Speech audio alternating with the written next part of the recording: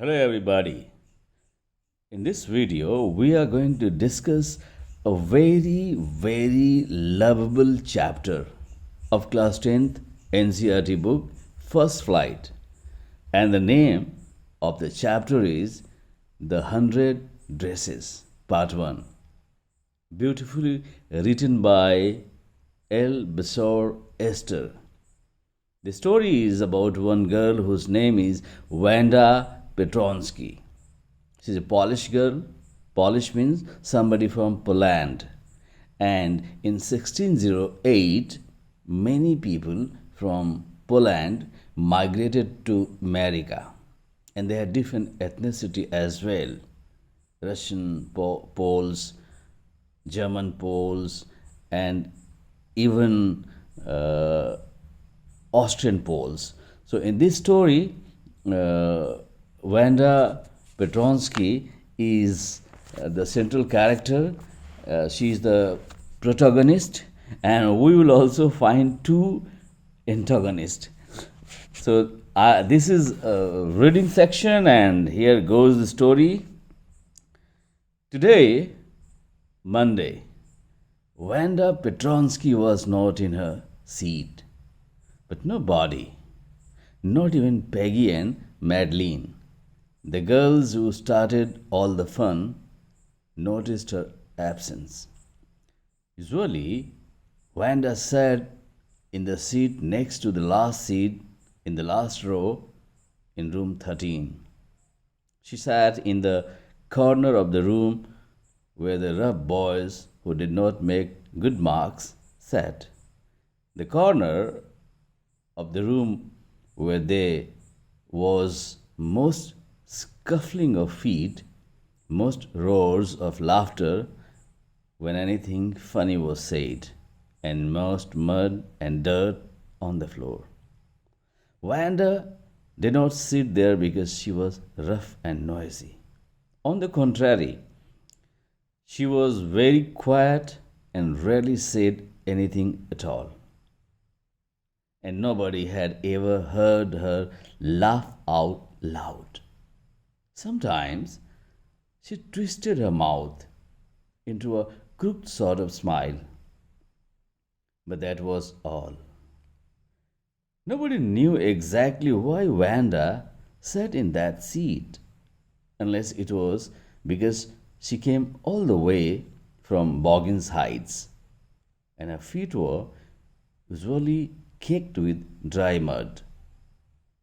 But no one really thought much about Wanda Petronsky once she sat in the corner of the room. The time when they thought about Wanda was outside of school hours. At noontime, when they were coming back to school, or in the morning, early before school began, when groups of 2 or 3 or even more would be talking and laughing on their way to schoolyard. Then sometimes they waited for Wanda to have fun with her. The next day, Tuesday, Wanda was not in school either, and nobody noticed her absence again. But on Wednesday, Peggy and Maddie, who sat down front with other children who got good marks and who didn't track in a whole lot of mud, did notice that Wanda wasn't there. Peggy was the most popular girl in school. She was pretty, she had many pretty clothes, and her hair was curly. Maddie was her closest friend. The reason Peggy and Maddie noticed Wanda's absence was because Wanda had made them late to school. They had waited and waited for Wanda to have some fun with her, and she just had not come. They often waited for Wanda Petronsky to have fun with her.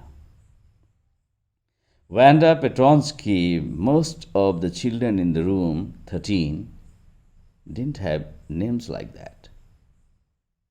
They had names easy to say, like Thomas, Smith, or Alan.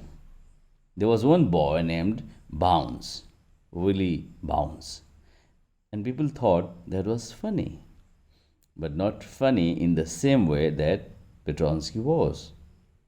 Wanda didn't have any friends.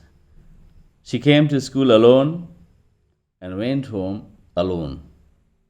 She always wore a faded blue dress that didn't hang right.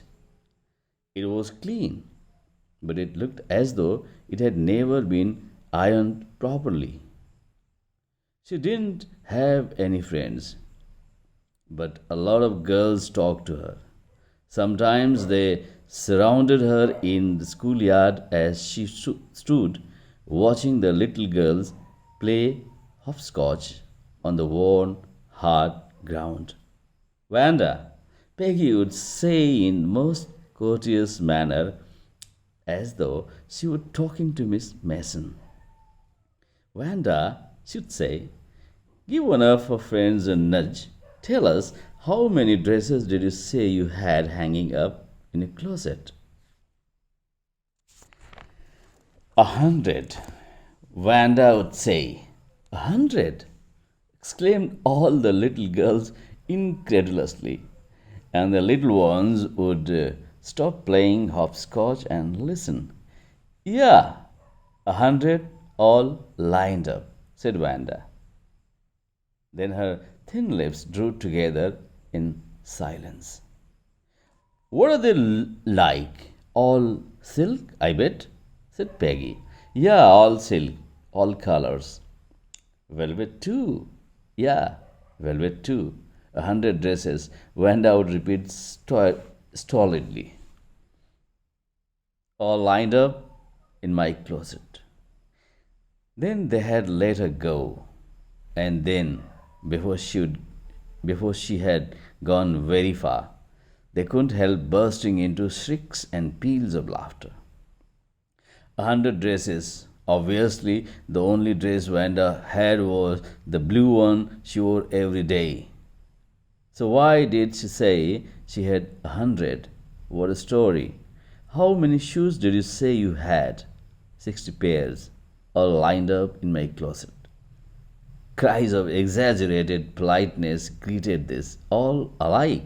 Oh no, every pair is different, all colors, all lined up.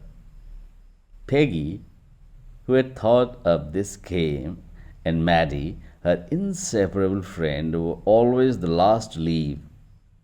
Finally, Wanda would move up the street, her eyes dull and her mouth closed, hitching her left shoulder every now and then in the funny way she had, finishing the walk to school alone. Peg was not really cruel. She protected small children from bullies. She cried for hours if she saw an animal mistreated. If anybody had said to her, don't you think that's a cruel way to treat Wanda? She would have been very surprised. Cruel? Why did the girl say she had 100 dresses? Anybody could tell that that was a lie. Why did she won't lie? And she wasn't just an ordinary person. Else, why did she have a name like that? Anyway, they never made her cry. As for Maddie, this business of asking Wanda every day how many dresses and how many hats and how many this and that she had was bothering her. Maddie was poor herself. She usually wore somebody's hand me down clothes. Thank goodness she didn't live up on Boggins Heights or have a funny name. Sometimes when Peggy was asking Wanda those questions in that mocking polite voice, Mary felt embarrassed and studied the marbles in the palm of her hand, rolling them around and saying nothing herself. Not that she felt sorry for Wanda. Exactly. She would never have paid any attention to Wanda if Peggy hadn't invented the dresses game. But suppose Peggy and all others started in on her next. She wasn't as poor as Wanda. Perhaps she was poor. Of course, she would have more sense than to say she had 100 dresses. Still, she would not like for them to begin on her. She wished Peggy would stop teasing Wanda Petronsky. Today, even though they had been late to school, Maddie was glad she had not had to make fun of Wanda. She worked her arithmetic and problems absent mindedly. 8 times 8, let's see. She wished she had the nerve to write Peggy a note because she knew she never would have the courage to speak right out to Peggy to say, "Hey, Peg, let's stop asking Wanda how many dresses she has." When she finished her arithmetic, she didn't start a note to Peggy. Suddenly she paused and shuddered. She pictured herself in the schoolyard, a new target for Peggy and the girls. Peggy might ask her where she got the dress that she had on, and Maddie would have to say it was one of Peggy's old ones that Maddie's mother had tried to disguise with new trimmings so no one in the room 13 would recognize it. If only Peggy would decide of her own accord to stop having fun with Wanda. Oh well. Mary ran her hand through her short blonde hair as though to push the uncomfortable thoughts away. What difference did it make? Slowly, Mary tore into bits the note she had started. She was Peggy's best friend, and Peggy was the best liked girl in the whole room. Peggy could not possibly do anything that was really wrong, she thought. As for Wanda, she was just some girl who lived up on Boggins Heights and stood alone in the schoolyard. She scarcely ever said anything to anybody. The only time she talked was in the schoolyard about her 100 dresses.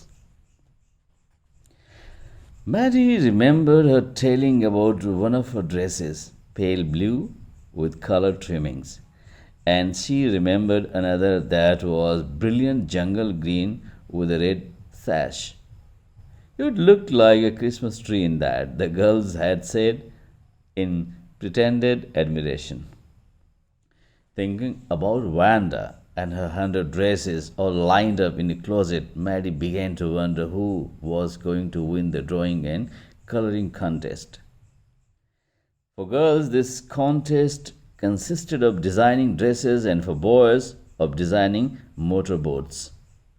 Probably Peggy would win the girls' medal. Peggy drew better than anyone else in the room. At least, that's what everybody thought. She could copy a picture in a magazine or some film star's head so that you could almost tell who it was. Oh, Mary was sure Peggy would win.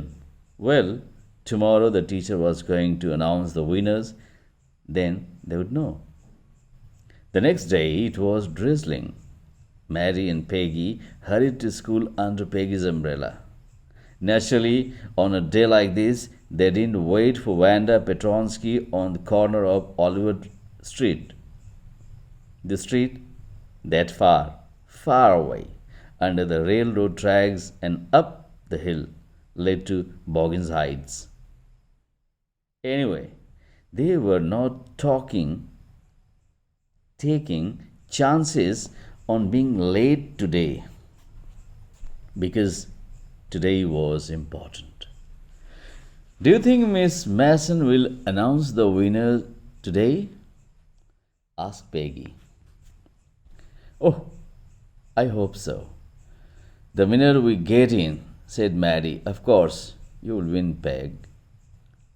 "Hope so," said Peggy eagerly. The minute they entered the classroom, they stopped short and gasped. There were drawings all over the room, on the ledge and windowsill. Dazzling colors and brilliant, lavish designs, all drawn on great sheets of wrapping paper. There must have been 100 of them, all lined up. This must be the drawings for the contest. They were. Everybody stopped and whistled or murmured admiringly. Admiringly. As soon as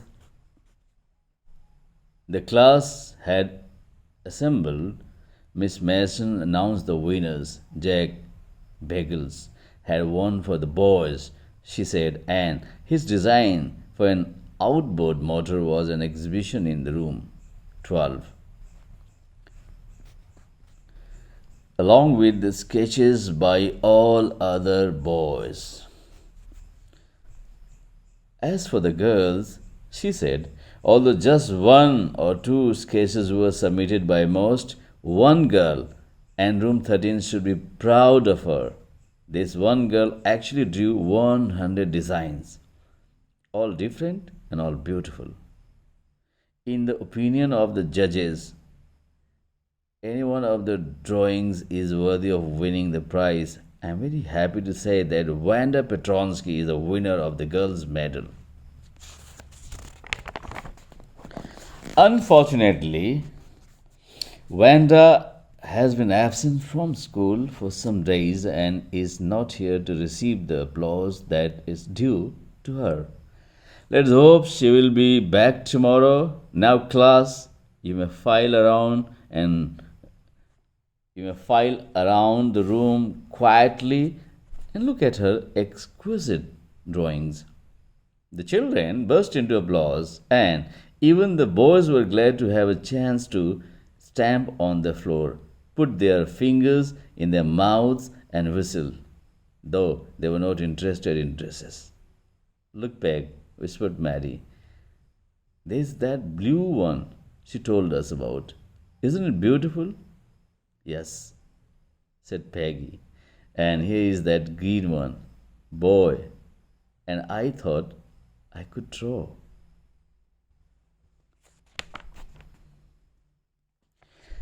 This is where the first part of the story stops, and now you can understand Maddie and Peggy. Peggy was a rich girl, Maddie was not rich, she was poor. Even Maddie had to borrow hand me down clothes, that is, old and used clothes of Peggy. Peggy was rich. Both the girls, Maddie and Peggy, were not necessarily evil, but they liked to have fun.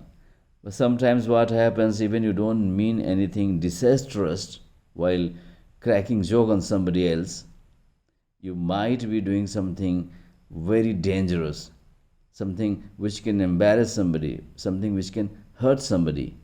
And that's what happened to Wanda Petronsky that I will be discussing in the next chapter. Wanda Petronsky, actually, we don't know whether she was very rich. But we know one thing, that she was using only one dress. She was wearing only one blue dress, which was clean but worn out, pale. And that's why we can conclude she was not rich. But even somebody who has a very complicated kinds of name, somebody who has a very different, unusual name, it doesn't become a reason for you